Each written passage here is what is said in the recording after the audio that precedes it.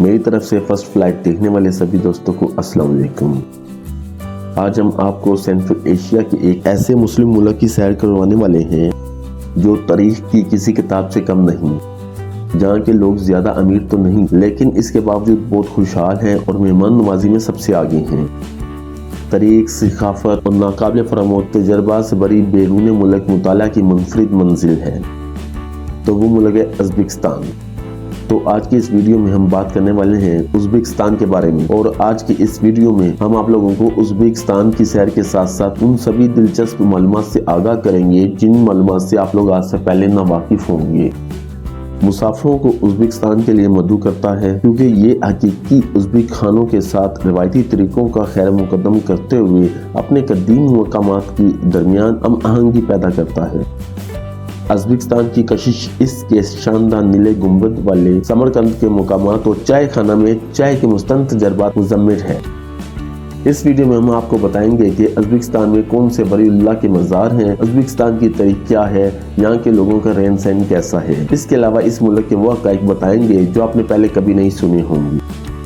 लेकिन वीडियो का बाकायदा आगाज़ करने से पहले तमाम नए आने वाले साथियों से मेरी गुजारिश है कि YouTube पर मौजूद हमारे चैनल फर्स्ट फ्लाइट को सब्सक्राइब करते हुए साथ मौजूद घंटी के बटन को लाजमी दबा दें ताकि हर नई आने वाली वीडियो आप लोगों को बर वक्त मिल सके।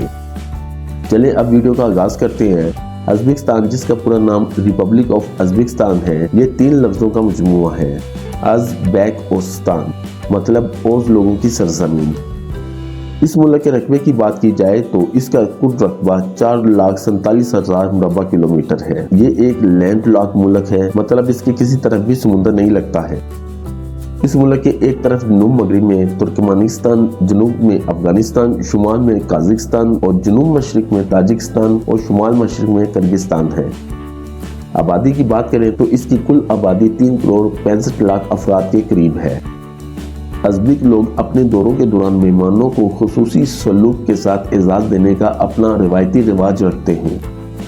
ये तमाम लोग पढ़े लिखे, तहज़ीब याफ्ता और मोहब्बत से लबरेज हैं। इनकी मेहमान नवाजी बहुत शानदार है। कभी आप इनके मेहमान बने तो आप पूरी जिंदगी इनकी मेहमान नवाजी नहीं भूल सकेंगे। दोस्तों, उज़्बेक माशरे की रवायत बहुत खूबसूरत और दिलचस्प है जिनसे हम बहुत कुछ सीख सकते हैं।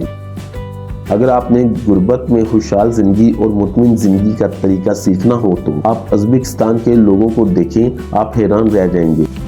पूरे मुल्क में कानून की पाबंदी है, कहीं आपको पुलिस या सिक्योरिटी गार्ड तक नजर नहीं आएंगे। इस मुल्क से हमारी वाक़ियत जज्बाती, रूहानी और अक़ली तौर पर बहुत ज्यादा है। इसकी खास वजह यहाँ पर मुदस्सिने औलिया कराम और एक तारीखी नाम जिसको अमीर तैमूर कहते हैं, यह तारीख के बड़े फातिहीन में से एक था जिसने दुनिया को फतह किया। इमाम बुखारी रहमतुल्लाह को कौन नहीं जानता, और उनको कौन नहीं जानता जो तारीख के बहुत बड़े मुहद्दिस गुजरे। इस मुल्क की GDP 112 बिलियन है। उज़्बेकिस्तान में कपास को सफ़ेद सोने के नाम से जाना जाता है। इस मुल्क की बरामदात में कपास का हिस्सा तकरीबन 8.25% है। उज़्बेकिस्तान दुनिया का 12वां सबसे बड़ा सोना पैदा करने वाला मुल्क है। उज़्बेकिस्तान में एक गरीब मुल्क है। आम लोगों की आमदनी $100 है, लेकिन इसके बावजूद पिछले 10 सालों में कोई गाड़ी चोरी नहीं हुई। उज़्बेकिस्तान सैर व सियाहत के लिहाज से भी बहुत अहम है। यहाँ पर लोग हज़रत इमाम बुखारी रहमतुल्लाह का मज़ार, अहमद तरमज़ी रहमतुल्लाह अलैह का मज़ार और बहुत से तारीखी मकामात देखने आते हैं। इसके अलावा इस मुल्क में हज़रत उस्मान गनी रज़ियल्लाहु अन्हु के दौर का कुरान पाक भी मौजूद है। यूरोप से लाखों की तादाद में विजिटर आते हैं। ये लोग अबू अली सीना अल ख्वाज़मी जो अल जबरा के मौजिद थे और इसके अलावा अल बेरूनी की दरसगाहें देखने आते हैं। यहाँ बहुत सी तारीखी अमारत मौजूद हैं जहाँ लोग तारीख को समझने की कोशिश करते हैं। इस मुल्क में होटल, रेस्टोरेंट भी बहुत अच्छे हैं, म्यार के हैं और ज्यादा महंगे भी नहीं हैं। यहाँ के लोग बहुत खुश मिजाज हैं। यहाँ शुक्रिया का लफ्ज़ रहमत के तौर पर इस्तेमाल करते हैं। दायां हाथ सीने पर रखते हैं और बड़ी मोहब्बत से रहमत कहते हैं। ये खाने की मेज सजाने के माहिर हैं। ग्रीन और ब्लैक टी शौक से पीते हैं। आप किसी भी रेस्टोरेंट में चले जाएं, आप खाने से कबल सलाद, ड्राई फ्रूट देखकर परेशान हो जाएंगे, और ये सब कुछ बिल्कुल फ्री दिया जाता है। दुनिया में लोग रेस्टोरेंट्स में आते हैं, खाना खाते हैं और चले जाते हैं, जबकि उज़्बेकिस्तान के रेस्टोरेंट्स में लोग आते हैं और फिर जाने का दिल ही नहीं करता। ये दुनिया में सबसे मजेदार पुलाव बनाते हैं। बड़े सगीर में पुलाव उज़्बेकिस्तान के लोगों ने मुतारिफ करवाया। ازبکستان دنیا کے خربوزوں کی حکمرانی کے طور پر جانا جاتا ہے کیونکہ یہاں 150 سے زائد مختلف اقسام کے خربوزوں کی کاشت کی جاتی ہے اور ان کے لیے مخصوص تہواروں کا انعقاد بھی کیا جاتا ہے۔ مقامی زراعت انگور کی بڑی مقدار پیدا کرتی ہے جبکہ خوبانی اور انار کے ساتھ ساتھ چیری بڑی تعداد میں کاشت کی جاتی ہے۔ ازبک روایتی چائے خانوں کے نام سے مشہور چائے خانہ ملک بھر میں موجود ہے جو کہ سیرامک کے پیالوں میں سبز چائے پیش کی جاتی ہے۔ ازبکستان اپنے روزمرہ اور تہوار کے لباس کے حصے کے طور پر ہاتھ سے بنے ہوئے دو شاندار کپڑے پہنتے ہیں جن کا نام اٹلس اور ادراس ہے۔ اگر کرنسی کی بات کریں تو ازبک کی کرنسی سونگ ہے تو پاکستانی 1 روپیہ 43 سونگ کے برابر ہے اور انڈین 1 روپیہ 129 سونگ کے برابر ہے۔ ٹرانسپورٹ کا بھی بہترین نظام ہے، یہاں تک کہ انڈر گراؤنڈ میٹرو بھی موجود ہے۔ ایفرو سے بلٹ ٹرین سمرقند اور تاشکند اور بخارا کے درمیان تیز اور آرام دہ سفر فراہم کرتی ہے۔ تاشکند سے سمرقند تک بلٹ ٹرین بھی چلتی ہے۔ تمام ٹرینیں وقت پر چلتی ہیں اور ان کا کرایہ بھی بہت کم ہے۔ آپ 5 سے 6 ہزار روپے میں تاشکند سے بخارا جا سکتے ہیں۔ آب و ہوا گرم گرمیاں دکھاتی ہیں اور سردیوں کے ساتھ پورا سال دھوپ بہت تیز ہوتی ہے، جہاں پورے سال میں صرف 15 دن کے لیے گرمی آتی ہے جسے یہ چلا کہتے ہیں۔ اس ملک میں گھومنے کے لیے بہترین ٹائم اپریل اور ستمبر کا مہینہ ہے۔ اگر ہم تاریخ کی بات کریں تو یہ ملک تاریخ کی پوری کتاب ہے۔ پہلے ترکوں نے یہاں اپاشی کا نظام شروع کیا اور بخارا کے سمرقند جیسے شہر آباد کیے۔ اپنے محلے وقوع کی وجہ سے یہ علاقہ بہت جلد آباد ہو گیا۔ چین اور یورپ کے درمیان اہم راستہ بن گئے جسے بعد میں شارع ریشم کے نام سے جانا جاتا ہے۔ 7ویں صدی عیسوی میں انقلاب اس وقت آیا جب عربوں نے یہاں اسلام کا پرچم لہرایا۔ 13ویں صدی عیسوی میں چنگیز خان کی چنگاریاں یہاں بھی پہنچی اور پورے علاقے کو اس نے تہس نہس کر کے رکھ دیا۔ 14ویں صدی عیسوی میں چاروں بڑی ریاستیں کمزور ہوگی، سلجوقی کی سلطنت ختم ہوگی، ایوبی ریاست بھی کمزور ہوگی، علاؤدین چینی امپائر کی اینٹیں بھی گرنا شروع ہوگی، منگولوں کا طوفان بھی سمٹ کر چین تک محدود ہو چکا۔